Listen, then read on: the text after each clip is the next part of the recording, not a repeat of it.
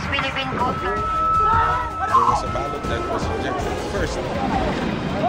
Live mula sa GMA Network Center, ito ang 24 Oras. Magandang gabi po, Luzon, Visayas at Mindanao. Hindi lang perwisyo, takaw disgrasya pa ang nabistong iligal na pangangarera sa isang kalsada sa San Rafael sa Bulacan. Mahigit 20 ang dinampot kabilang ang 12 minor de edad. Ang motorsiklo ng ilan hindi rehistrado. Meron ding may angkas pa o walang helmet habang nakikipagkarera.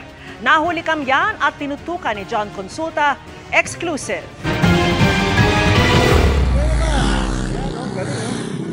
Nagmistulang racetrack ang kalsadang ito sa San Rafael, Bulacan sa kuwang ito ng PNP Highway Patrol Group. Panay paspas kasi ang ilang motorsiklo, kabilang ang ilang hinihaharurot na mawalang helmet. Ang iba may angkas pa. Meron po tayong isa pong concerned citizen na nakapagbigay po ng impormasyon na meron pong nagaganap na illegal drug racing dito po sa along Mabalas-Balas, Galas, Maasim, Bypass Road. Dito po yan sa San Rafael, Bulacan, na kung saan ito po ay nilalahukan ng mga kabataan.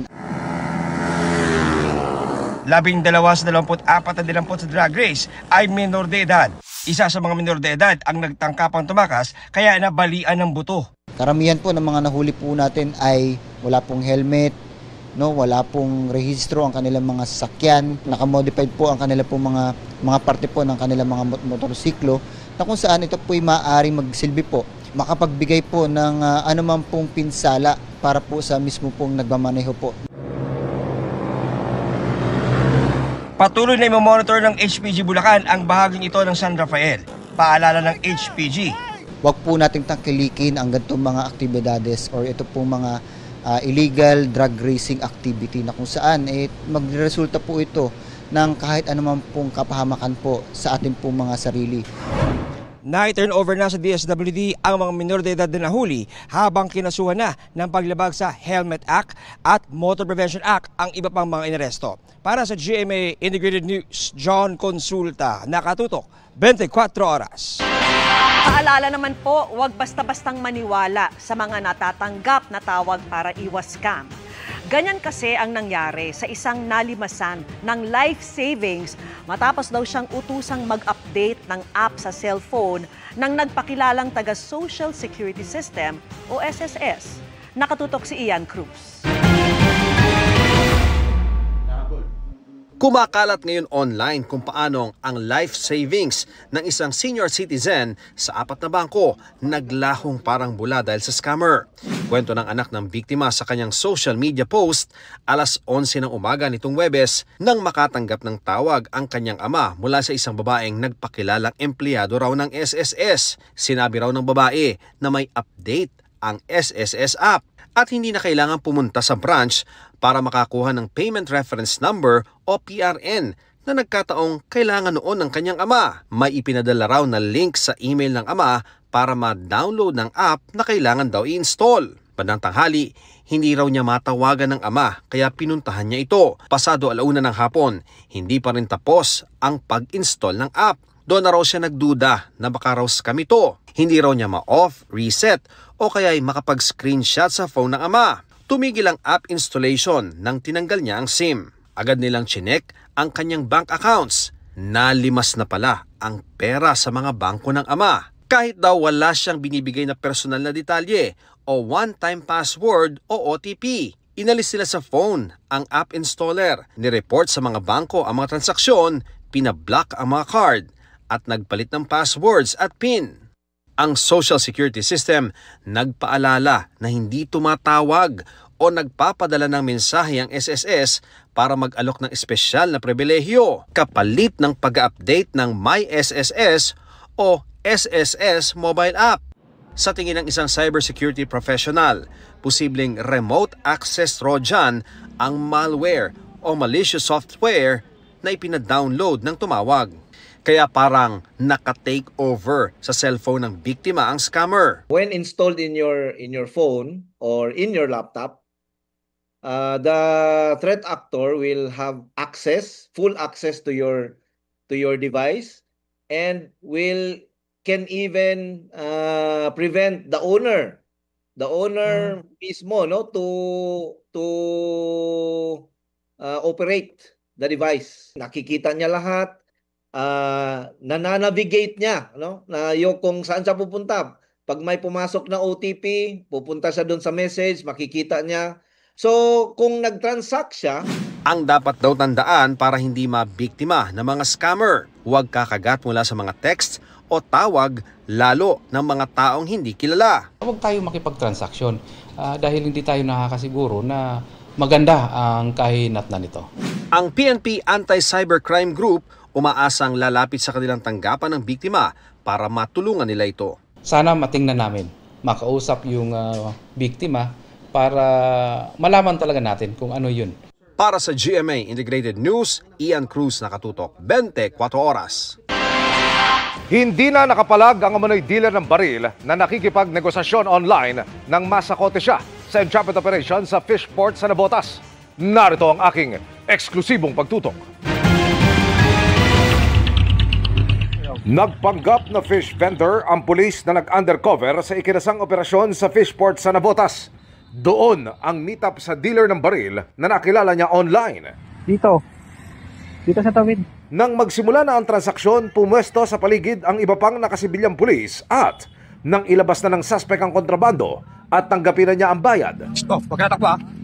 Pulis kami ha. Mga pulis kami ha. Dapat. Tanggalin mo yung mo. Doon na siya dinakip ng mga pulis. Na-recover sa suspect na si Elias JP ang isang kalibre 45 baril, magazine at mga bala. Through online, meron siyang Facebook page na sinasalihan na kung saan itong suspect natin ay doon niya nilalagay or pinopost yung mga baril na ibinibenta niya. Ayon sa pulisya, may mga buyer sa Fishport ang suspect.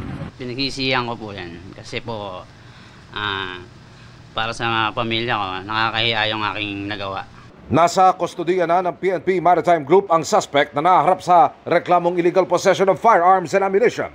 Paalala ng pulisya sa publiko, idaan sa bastong proseso ang pagbili ng mga baril. Meron tayong ahensya, particular na yung PNP, nagbibigay ng clearances or permits sa mga gun holders natin. Para sa GMA Integrated News, Emilio Sumangil, nakatutok, 24 oras.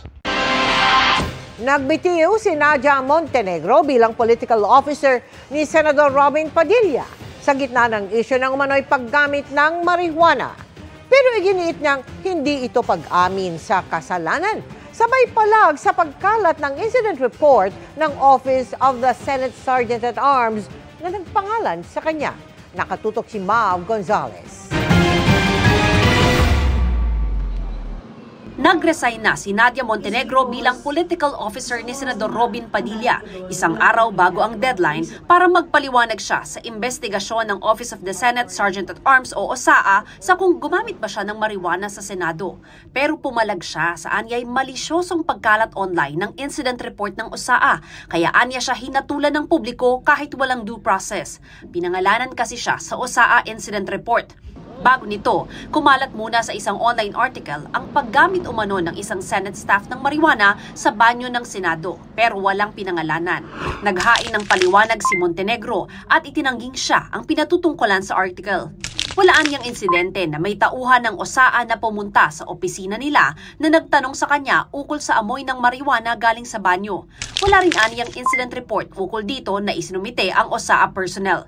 Napakasakit aniya na dinungisan at sinira ang kanyang reputasyon ng isang istoryang ayon sa kanya ay hindi naman totoo.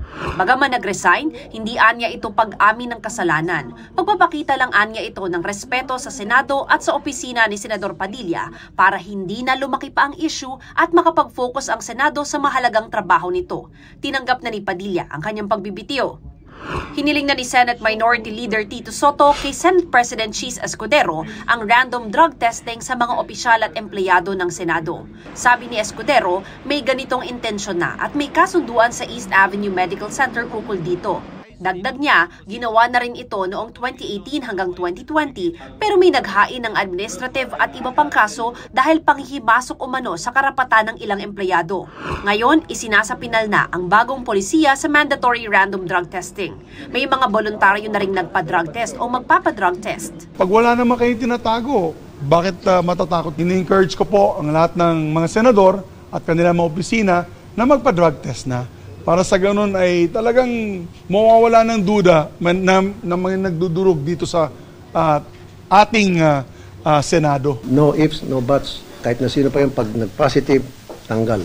Panukala naman ni Senador Padilla, obligahin lahat ng inihalal at inappoint sa gobyerno na magpa-drug test. Sa ilalim ng panukala, sasailalim sa hair follicle at urine drug testing lahat ng opisyal ng gobyerno, mapalokal o nasyonal, kabilang ang mga GOCC. Kung magpositibo sila, pwede silang matanggal sa pwesto o di kaya naman ay masuspinde alinsunod sa umiiral na batas.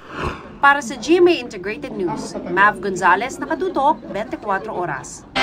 Listado ang iligal umanong operasyon ng online sugal sa isang gusali sa Makati.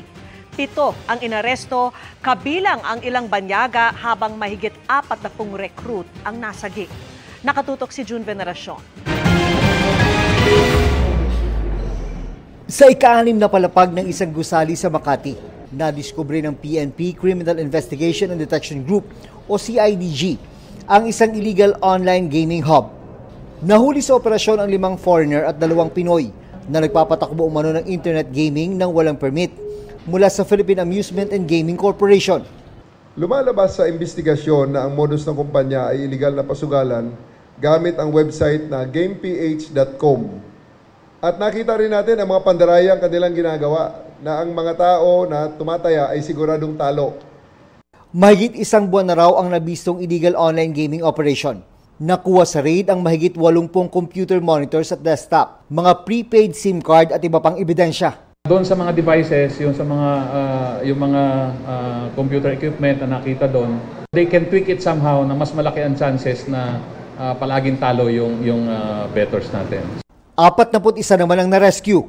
Sabi nila, nirecruit daw sila ng kumpanya bilang Information Technology at Customer Relations Officer. Pero nauwi sila sa trabaho na may kinalaman sa illegal online gambling. May possible trafficking in persons na anggulo itong kaso na ito. Sinampahan na ang mga arestado ng reklamong illegal gambling, kaugnay ng Cybercrime Prevention Act at Access Devices Act. Sinusubukan pa naming makuha ang kanilang panig. May mga ongoing investigation pa raw ang PNP-CIDG laban sa iba pang hinihinalang illegal gambling operators. Sa ngayon, meron na raw silang 3 malalaking grupo na target ng mga susunod na operasyon. Para sa GMA Integrated News, June Veneracion, nakatutok, 24 oras. Nakaabala naman sa biyahe at kabuhayan ng ilang residente ang pagbaka sa Kawit at Imos sa Cavite. Tinutukan yan ni Bam Alegre. Abot sa kung hanggang tuhod pa rin ang taas ng baha sa kalyeng ito malapit sa boundary ng Kawit at Imos, Cavite kahit hindi na masyado malakas ang ulan sa magdamag. Pero wisyo ang hatid nito sa ilang mga biyahero tulad ni Ramon Alnas na maagang bumiyahe para hindi malate sa trabaho. Pero absent na lang daw siya dahil tumirik ang motorsiklo niya. Hindi na nga ako makapasok ngayong araw dahil nga sa yung service ko tinirik. Kailangan mapagawa muna ito sa mekaniko. Pero wisyo naman sa hanapbuhay ni Romel Rodriguez ang baha. Napilitan siyang ibaba ang pasahero dahil tumirik din ang motorsiklo niya. Tirik din Sobra taas kasi sa gitna. Absent na rin sa trabaho si Angelo Lamanilaw dahil pare-pareho sila ng kapalaran. Papagawa mo pa to, di mo alam kung magkano mga gastos mo. Wala naman akong nakikitang update or progress dun sa flood control nila. Ilan lang sila sa mga naperwisyo ng baha at masamang panahon.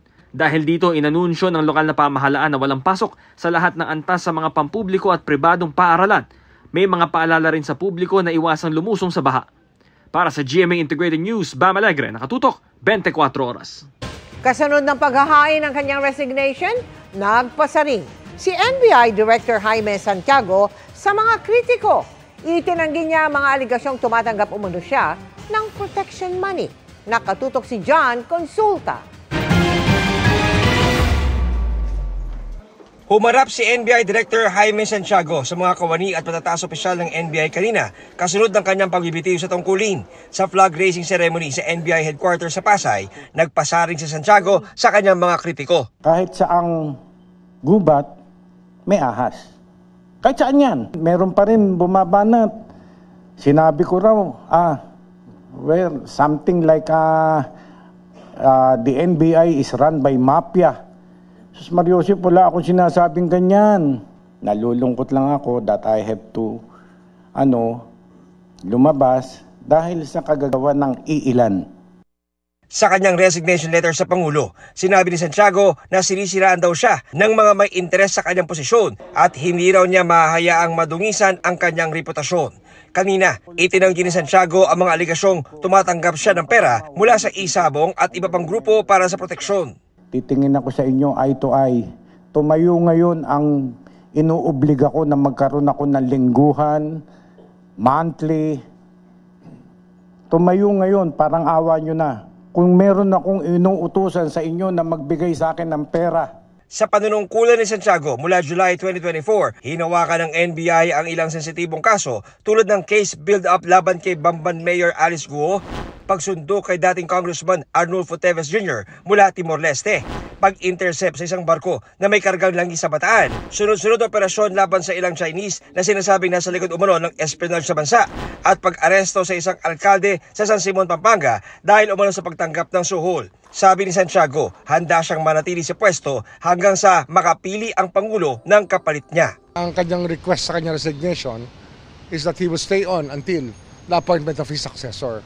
So the thought of an OIC does not cross my mind now. Para sa GMA Integrated News, John Consulta, nakatutok 24 oras.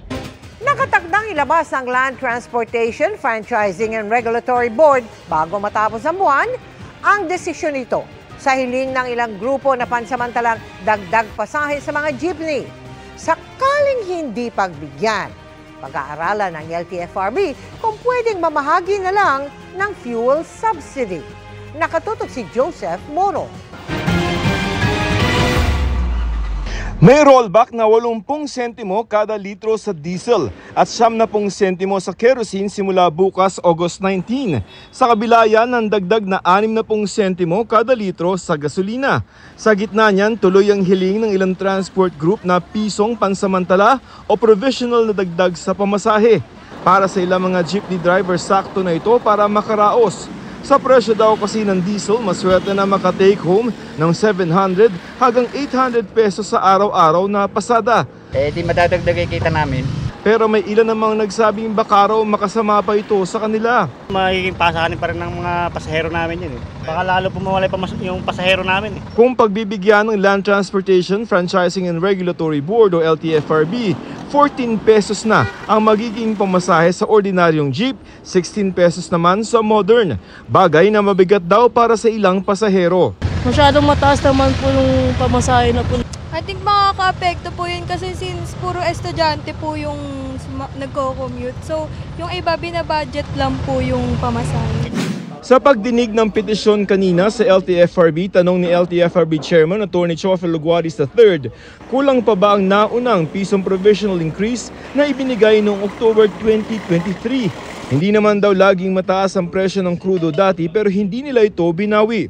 Posible kayang makover na nito yung hinihingi nila ngayon.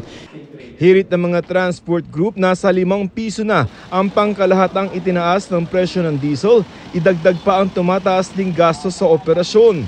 Spare parts, the operational costs and maintenance fees and expenses. Once nag-increase, magiging permanent na po ang increase niyan. Kung hindi maibigay ang pisong dagdag, maaari namang pakawalan na ang 2.5 billion pesos na fuel subsidy, pero kailangan nasa $80 per barrel ang bentahan ng krudo sa world market. Sa huling datos na nakalap ng GMA Integrated News Research, wala pang $70 ang kada bariles ng krudo sa world market.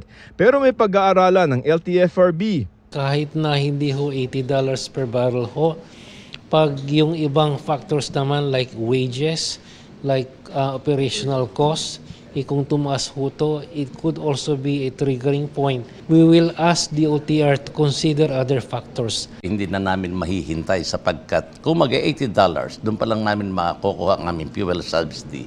Matagal pa ho yan.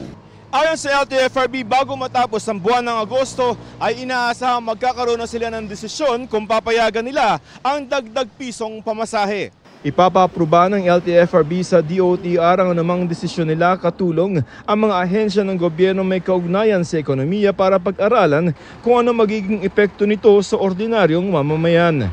Para sa GMA Integrated News, Joseph Morong, nakatutok 24 oras.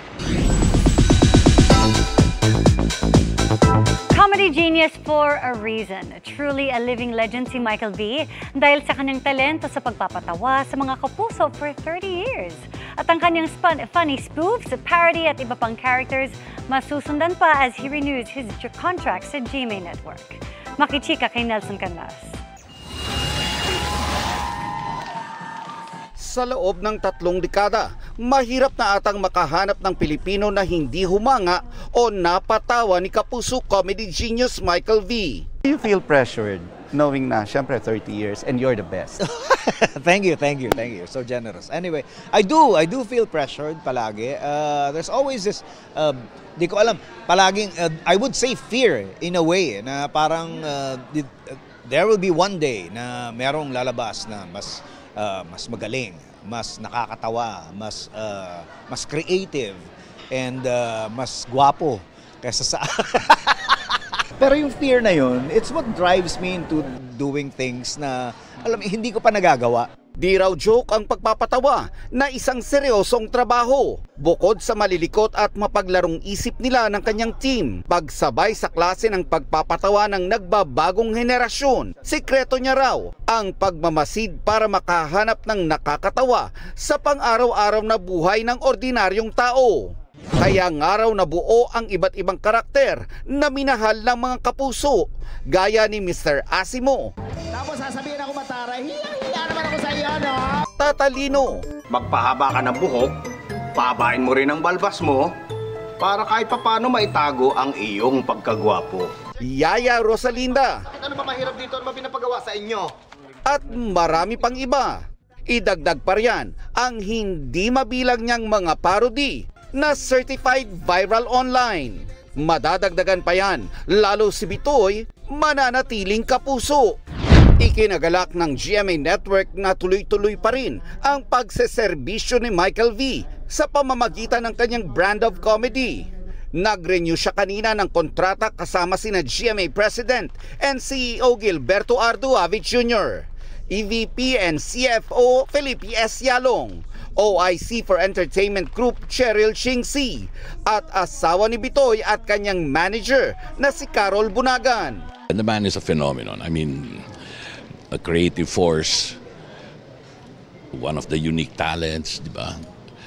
Kung meron sigurong pwedeng tawagin na na living legend, na mabibilang mo siguro sa daliri ng isang kamay, siguradong isa na siya. This man is man with your own word na pag sinabi niya, I will stay. Talagang ever-loyal talent ng GMA, si Bitoy. Salamat, Bitoy.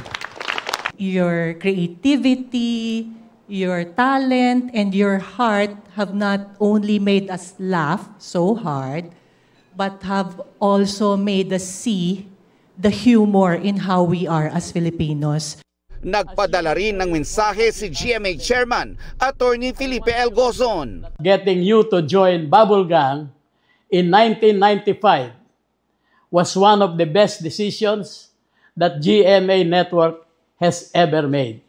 Since then, you've been a loyal kapuso and a dependable creative partner of the network.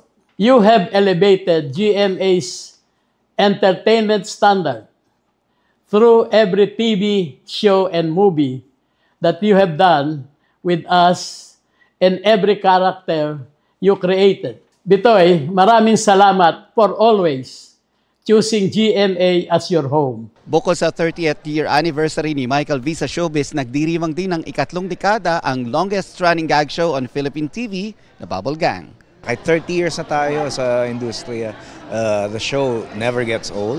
Yung ideas, yung comedy, parang palaging up to date. So I think magtatagal pa to. As long as merong audience na gustong maging masaya, as long as merong mga tao na gustong matawa, I think Bubble Gang will be here. Nelson Canlas, updated sa Showbiz Happenings. Nagpatupad ang Kamara ng mga hakbang para maging mas transparent sa pagsisimula ng 2026 National Budget Deliberations kanina. Inungkat dito ang mga binago sa 2025 budget, gayon din ang malaking utang na minana umano ng Marcos administration. Nakatutok si Tina Panginiban Perez. Bago talakayin ang hinihinging budget ng administrasyon para sa 2026, binalikan muna ng ilang kongresista ang mga ginawang pagbabago ng Kongreso sa 2025 budget. Ang mga amendment, umabot umano sa halagang 373 billion pesos. To be specific about it, was cut and diverted to other items, either augmenting existing items or funding new ones.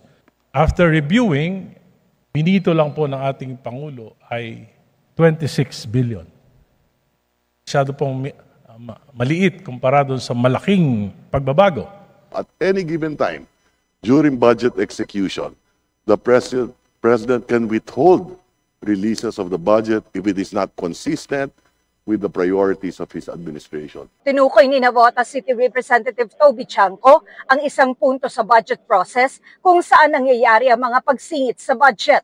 Ang tinatawag na small committee na binuo noon ng Kamara para tanggapin ang nais na amendments mula sa mga kongresista. So ang initiative at errata ay nanggagaling po yan sa Kongreso. Kaya nga medyo nahirapan si Sec Ralph na sagutin kung paano nabawasan yung iba dahil talagang Kongreso po may alam yan.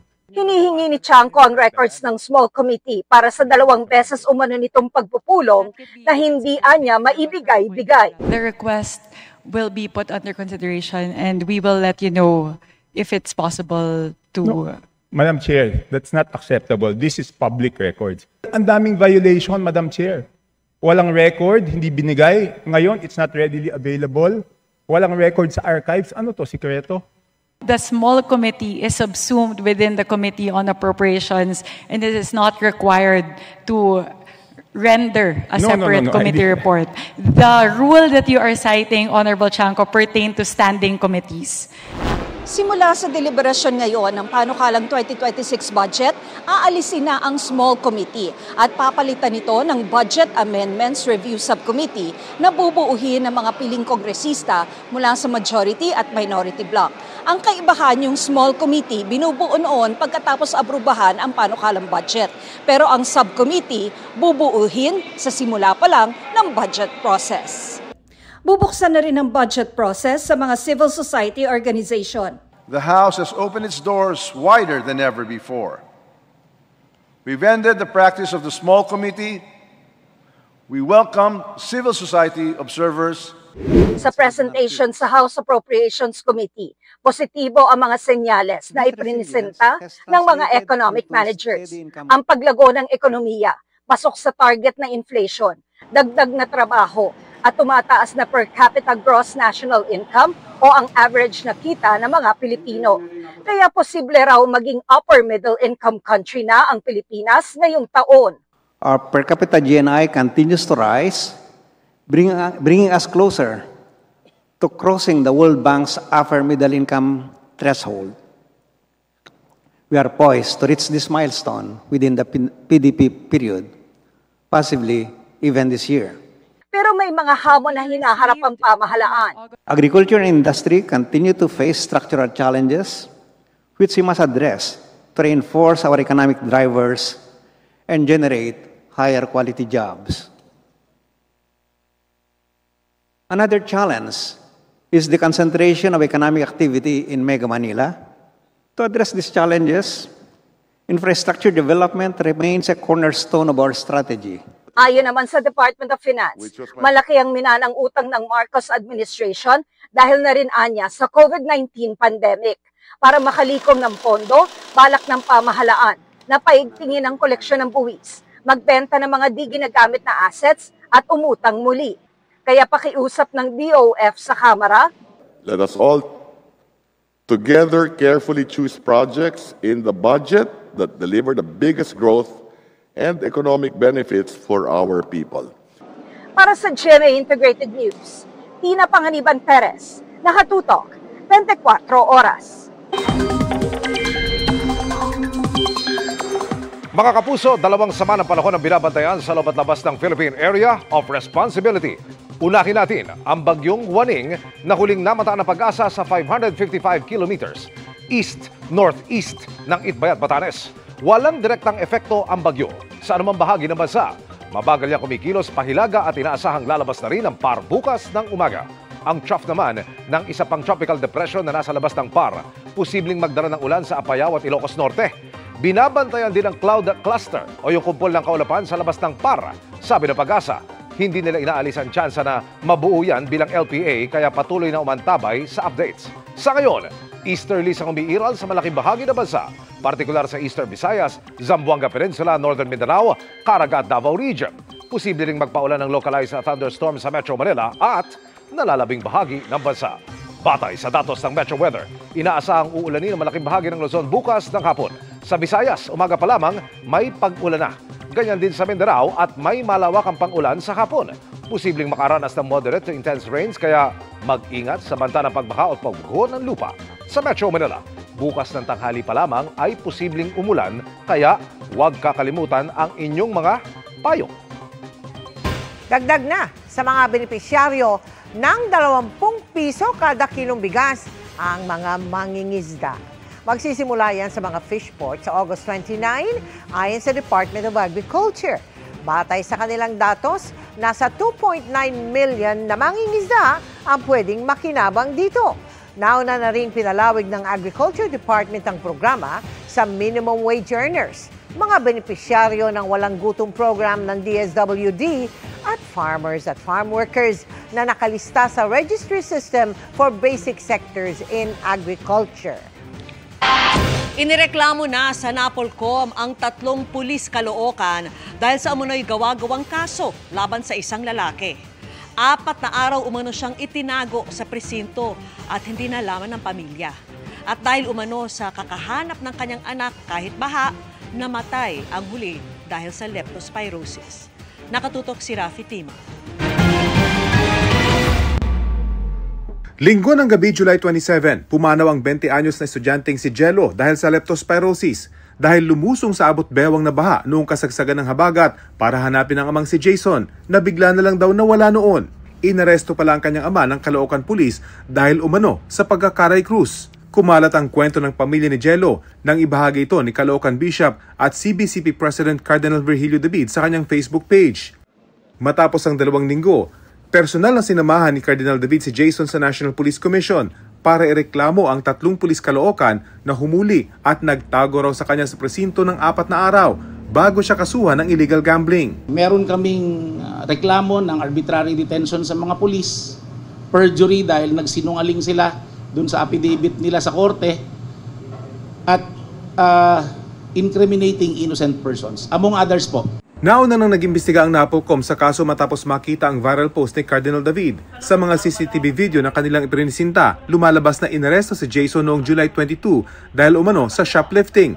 Pero hindi kinasuhan ng convenience store si Jason matapos niyang ibalik ang kinuhang bote ng pabango. Gayunman, ikinulong pa rin siya ng mga pulis. July 25, kinasuhan siya ng kasong illegal gambling dahil sa paglalaro umano ng Karay Cruz. Parang hindi naman yata tama na sa isang maliit na boteng pabango, kakasuhan mo ng illegal gambling yung tao at hindi mo aaminin na inaresto mo at dinetain mo. May part po talaga, naging kasalanan ko po yung time na yun.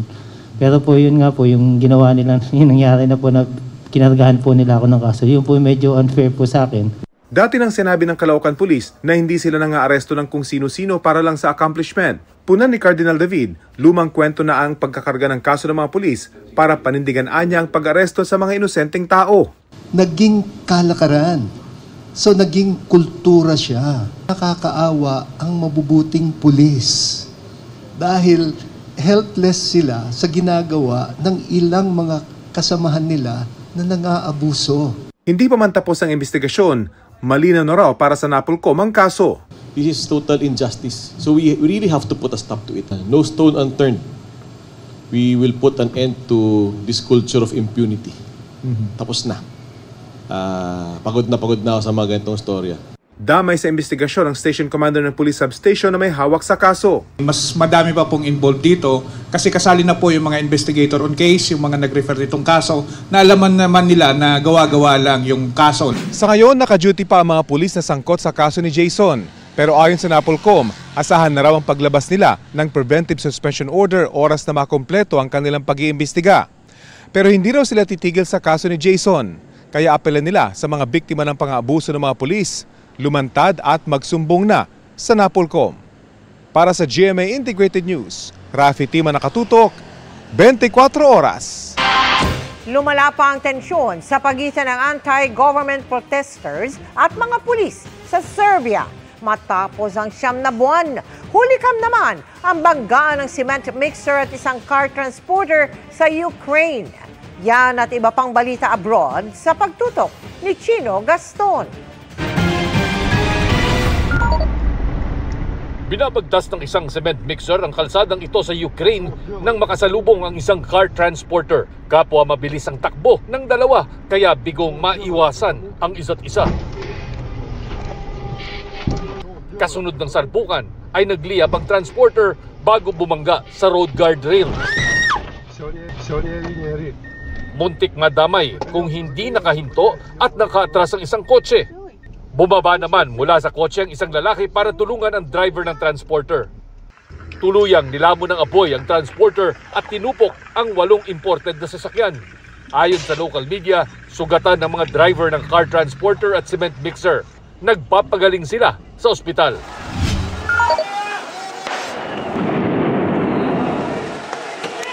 Ginamitan ng tear gas at crowd control vehicles ng mga pulis sa Serbia ang mga anti-government protester na naghagis ng mga paputok at flare sa kanila.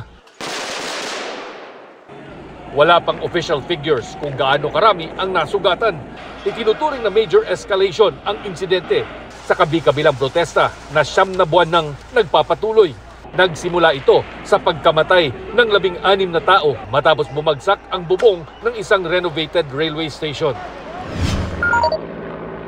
Sa Spain, nagdilim na ang kalangitan dahil sa wildfire bunsod ng malakas na hangin at matinding init ng panahon. Sa ngayon, 12 major wildfire ang nararanasan doon.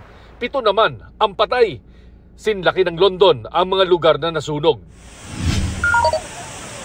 Aabot naman sa halos 200 ang nasawi sa Pakistan nitong Biyernes dahil sa mga insidenteng may kinalaman sa malakas na ulan.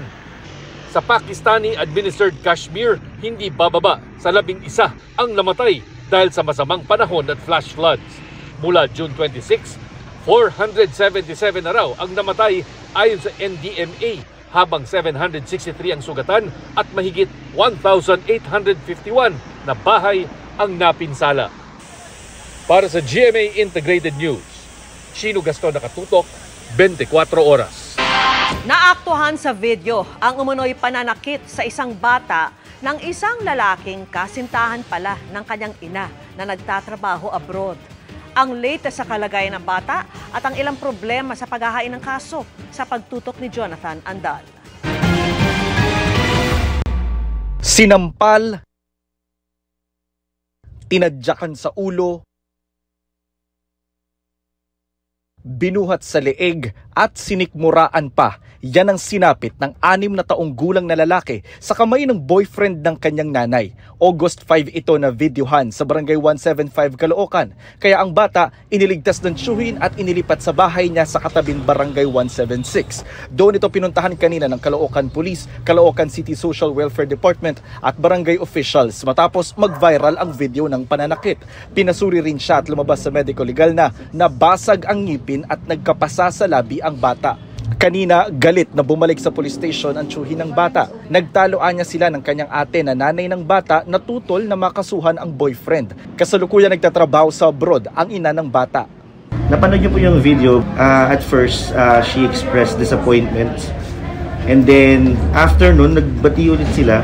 Kaya yung ate ko galit sa amin na nandito kami ngayon sa police. Ayaw niya pong kasuhan yung lalaki. Dahil? Mahal niya daw po. Kasama ang barangay officials, pinuntahan namin ang inirereklamong lalaki sa kanyang bahay. Opo! Bagong gising ito nang pumayag magpa-interview at tila amoy alak ayon sa barangay. Sumuka po sa bibig ko. Akala ko ibang tao. Pero ba't naman po ninyo sinakal, sinampal? Hindi ko sinakal na ito pag-gising ko. Niyakap ko nga. Sabi niya, Daddy. Ayun lang natin ko, Daddy. Ngayon lang anya ito nangyari at humingi na umano siya ng tawad. Matagal lang po humingi ng tawad. Yan yung nanay lang po kausapin. Ano sabi po ng nanay?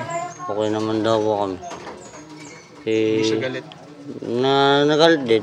Hindi po siya pwedeng arestuhin muna ngayon kasi yung incident ay nangyari po noong August 5 at nag-report po sila sa amin ng August 12 which is 7 days after na po yung pangyayari. Kaya lagpas na po siya sa reglementary period natin. Ibig sabihin kailangan na magsampa ng reklamo bago ang pag-aresto. Bukas sasampahan ng lalaki ng reklamong child abuse sa piskalya. Pwede po tayo mag-refer sa mga national institution kagaya ng mental para po kung may trauma man na naiwan dun sa bata, maiayos po natin. Sinusubukan pa namin kunan ng panig ang nanay ng bata. Para sa GMA Integrated News, Jonathan Andal, nakatutok, 24 oras. Ininspeksyon ni Pangulong Bongbong Marcos ang isang solar pump irrigation project sa Ormoc, Leyte. Layo ng proyekto na makapagpatubig sa 100 ektaryang sakahan sa pamagitan ng solar energy. Mahigit 70 magsasaka ang tinatayang makikinabang sa proyekto at hindi na mangangailangan ng diesel-powered motor pumps para sa irigasyon. Namahagi rin ng Pangulo na mahigit 100 ambulansya na mapupunta sa iba't ibang bayan at lungsod sa Western Visayas. Nagpunta rin ang Pangulo sa Tacloban City. Doon, kinamusta niya kung naipatutupad ang zero balance billing sa Eastern Visayas Medical Center. Tila part of the Legazpi fam na si Ashley Ortega nakasama sa surprise para sa birthday ng mommy ng kanyang boyfriend na si Mavi Legazpi. Nag-post pa siya ng photos nila ni Carmina Villaruel. Makichika kay Athena Imperial. Present si Ashley Ortega kagabi sa 50th birthday celebration ni Carmina Villaruel, ang mommy ng boyfriend niyang si Mavi Legazpi. At sa photos ng online birthday greeting ni Ashley, kita ang closeness nilang dalawa. Ashley shared na matagal na niyang alam ang surprise party organized by the twins Mavi and Cassie. Mavi and Cassie, they're good at planning rin naman. Siguro naging ambag ko sa party, kumanta lang ako. Naging karaoke night kasi yun. Favorite part ni Ashley sa intimate celebration ang sweet message and gestures ni Zoren Legazpi para kay Carmina. Na-touch ako sa sinabi ni Tito Zoren na parang even though matagal na sila together, parang each day na-experience pa rin yung feeling na na-in-love siya kay Tita Carmina. Busy ngayon si Ashley sa upcoming movie and TV series projects, including a thriller series with Kapuso couple El Villanueva and Derek Monasterio. It's a nice thriller show kasi makakita kayo ng, of course, ibang Ashley dito. Tapos makikita nyo rin kung ano yung mga parang pagbabago sa buhay namin. On cam, syempre, iba na rin kami rito.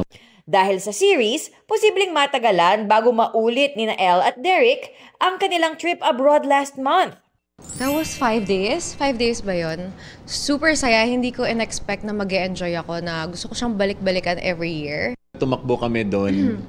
Tapos pumunta kami sa isang neighborhood na parang ang gaganda ng mga houses, ang ganda ng mga roads.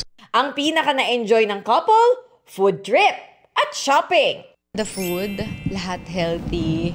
Tapos flavorful. And the coffee na hinahanap-hanap namin hanggang ngayon. Shopping. Shopping.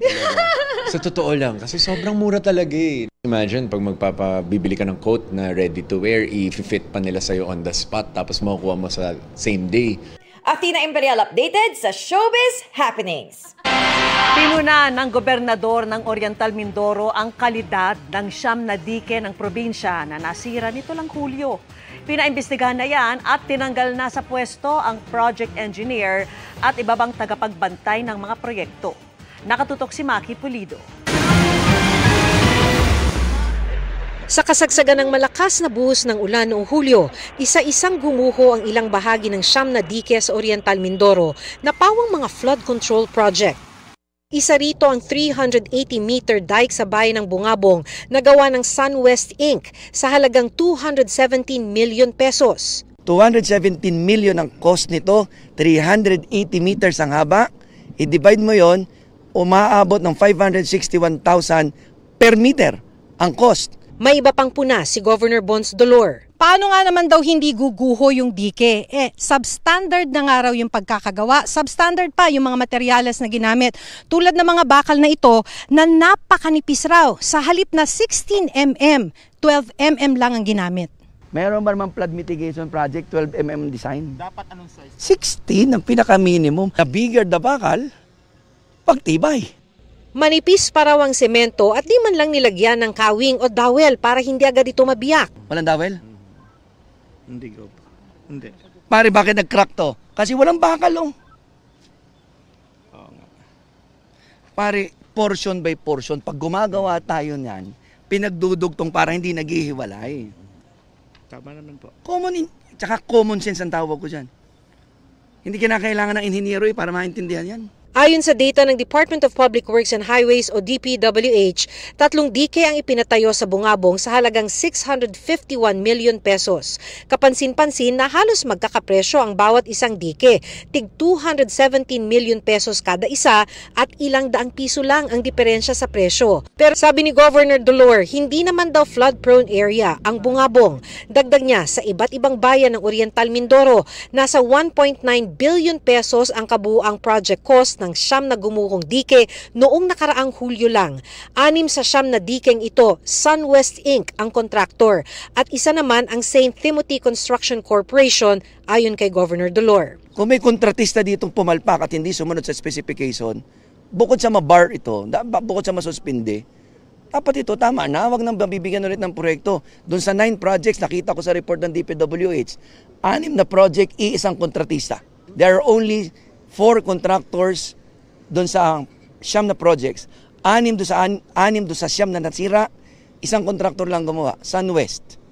Yung isa, yung St. Timothy. Kasamang SunWest at St. Timothy Construction sa 15 construction company na binanggit ni Pangulong Marcos na naka-corner ng 20% ng flood control projects sa buong bansa. Hinihingi pa namin ang kanilang pahayag. Paliwanag naman ni DPWH Regional Director Gerald Pacanan, sa dami ng mga proyekto, hindi niya nababantayan lahat. Pero pinaiimbestigahan na ngayon at tinanggal na sa pwesto ang project engineer at iba pang tagapagbantay ng mga proyekto. Pinapaimbestigahan ko na po yan. Hindi po kami nagugas kamay, but ipapaimbestigahan na namin ito at ipa-implement namin kung anong dapat ipa-implement. Para sa GMA Integrated News, Maki Pulido, nakatutok, 24 oras. Naibalik na sa Pilipinas ang mahigit 100 Pilipinong sapilitang pinagtrabaho sa mga scam hub sa Laos at Myanmar. Ayon sa Interagency Council Against Trafficking, ilan sa kanila ay tumakas habang ang iba ay ni-rescue. Dagdag pa ng konseho, online na-recruit ang mga biktima at pinangakuan ng magandang trabahong may malaking sahod at mga benepisyo. Mula po nitong Enero, 629 na mga Pilipinong hinihinalang biktima ng human trafficking ang pinauwi na sa bansa mula po sa Cambodia, Laos, Myanmar at Thailand ayon sa Department of Foreign Affairs. Patuloy ang investigasyon at pagtugis ng pamahalaan sa mga illegal recruiter.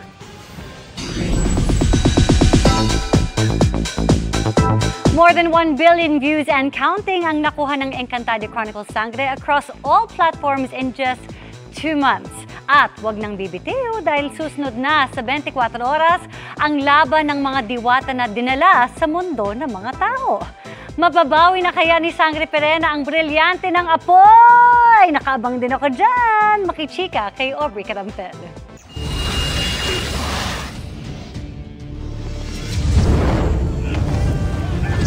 Ukay-ukay fits at snakeskin boots na sinamahan ng lakas ng loob.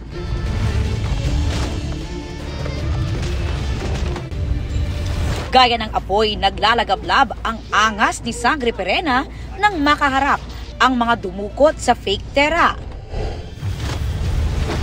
Sa TikTok, ipinasili pa ni Glyza De Castro ang behind-the-scene ng maaksyong eksenang proud na ginawa niya. Pero di riyan nagtatapos ang hamon kay Perena sa kanyang paghahanap sa hadiyang si Tera. Tita Perena. On fire rin si Ashley Perena nang i-rescue si Tera sa mga alagad ni Mitena.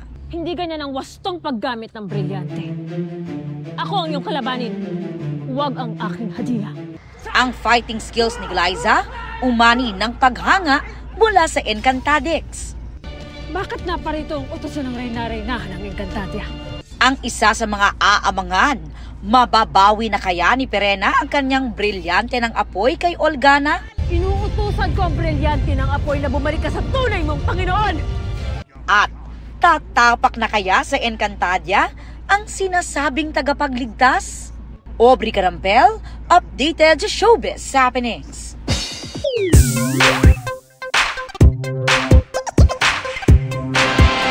Bida ngayong araw ang mga Aspin, yung asong Pinoy, dahil pinagdiriwang ang National Aspin Day. Mga kapuso, hindi lang sila man's best friend.